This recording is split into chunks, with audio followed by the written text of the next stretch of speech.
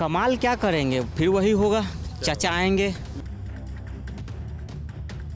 101 JDU और 100 आप समझ लीजिए 42 इधर बीजेपी। थोड़ा आप पिछली बार नीतीश जी का कितना आया, 45 सीट आया। इस बार अगर 45 आया या उससे कम गया तो मुख्यमंत्री कौन बनेगा? सर बिहार चुनाव का डेट आ गया, कैसे देख रहे हैं कि तेजस्वी यादव कुछ कमाल करेंगे या फिर एनडीए फिर अपनी वापसी करने वाली है? कमाल क्या करेंगे, फिर वही होगा, चाचा आएंगे। अब फिर नहीं, अगर बात बनेगी तो चाचा पलटी भी मार देंगे। चाचा का कोई गारंटी नहीं है ना। अगर मान लीजिए बीजेपी ज़्यादा 3-5 करेगा चुनाव जीतने के बाद, मुख्यमंत्री नहीं बनाएगा तो चाचा चले जाएंगे लालटेन के पास, वहाँ भी मुख्यमंत्री तो वहाँ उनके लिए दरवाज़ा हर जगह खुला हुआ है, ये आगे चाहे पीछे। हाँ, तो बीजेपी लेकिन प्लानिंग में इस बार यही है कि चाचा को जो है इस बार रिटायर कर देना है। चाचा 101 सीट दोनों बांटे हैं, बराबर बराबर बांटे, रिटायर कैसे हो जाएंगे? बराबर बराबर कहाँ है?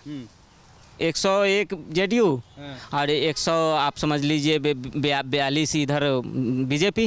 बीजेपी कैसे? बीजेपी का 101 ही है ना। 101 बीजेपी का कैसे 101 बीजेपी हो गया? 29 सीट चिराग पासवान का हो गया, 6 सीट मांझी जी का हो गया और 6 सीट किसका हो गया, उपेंद्र कुशवाहा जी का। कितना हो गया?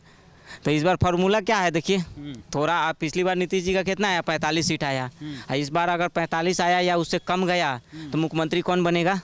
एनडीए की बनेगी। हाँ, एनडीए का बनेगा कि बीजेपी का बनेगा? एनडीए की बननी चाहिए। अरे तो नीतीश कुमार के साथ घपला हो जाएगा फिर ऐसे तो वो अब क्या है ना, आज तक वो पलटी मारते रहे हैं, अब बीजेपी पलटी मार देगा तो इसमें गलत क्या है? अच्छा। हाँ, तो प्लानिंग वही है कि चाचा अब उम्र हो गए, रिटायरमेंट ले लीजिए, लेकिन वो कह नहीं 5 साल और रहेंगे, इसीलिए इस बार फील्डिंग लग गई है। चाचा भतीजा के पास चल गया तब तो बीजेपी की फील्डिंग लग जाएगी। तो बात तो वही कर रहा है ना कि बीजेपी को भी लग रहा है कि अगर चाचा को नहीं बनाए तो चाचा किधर भी जा सकते हैं। अब भतीजा तो हमेशा तैयार है, भतीजा देख रहा है विधायक से अच्छा उप मुख्यमंत्री तो बन जाएंगे। तो दोनों तरफ एकदम लड़ाई तरह है। वो कह रहा है कि हम बनेंगे, ये कह रहे हैं हम बने। अब चुनाव जीतने के बाद देखिएगा कि इस बार घोषणा कितने दिन पर, शपथ ग्रहण कब होता है। 1 महीना लगेगा बिहार में शपथ ग्रहण होने के लिए। हाँ, और मुद्दा वही है, बस कुछ नहीं कि पलायन पलायन पलायन, चला पलायन रुक नहीं रहा है।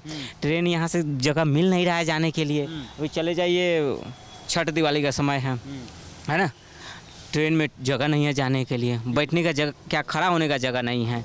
और लोग कह रहा है कि पलायन रोकेंगे, ये करेंगे वो करेंगे, क्या है बताए, कुछ नहीं है, बस वही है सरकार। स्वराज जो उतरा है मैदान में पलायन रोकने के लिए, वो तो खुद जो है कि खुद पलायन कर जाएगा चुनाव के बाद, अगर वो दिख जाएगा बिहार में तो बताइए। लेकिन मुद्दा तो अच्छा था जनसुराज का। देखिए जनसुराज पे लोग भरोसा अभी भी कर रहा है, लेकिन चुनाव के बाद टिके तब बिहार में कहाँ भरोसा करें? कार्ड बांट रहे हैं तब देखने में आएगा, हजारों हजारों कार्ड जलाया जा रहा है छत पे बैठ के। अरे तो चुनाव के बाद हर जगह होता है, हर जगह जलता है, झंडे फेंके जाते हैं, ये किए जाते हैं। लेकिन ये है वो भी टोपीबाज आदमी है।